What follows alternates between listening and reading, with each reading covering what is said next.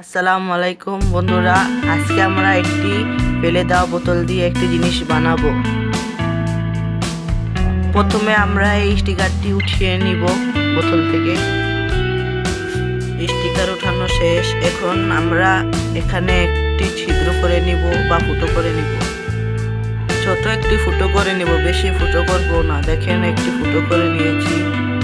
এখানে আমরা একটি ছোট পাইপ কেটে নিলাম। তারপর আমরা বোতলের ভিতরে ফুটোর ভিতরে আমরা এই পাইপটি ভালো করে ভরে নিব। এখন আপনারা দেখতে পারবেন এই মুখটা খুললেই এখান থেকে পানি বের হবে। আপনারা দেখতেই পাচ্ছেন মুখটা খুলে দিয়েছি। এখন কি সুন্দর এখান থেকে পানি বের হচ্ছে।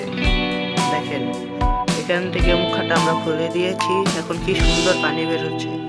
এটাকে আপনারা ফিল্টারও বলতে পারবেন।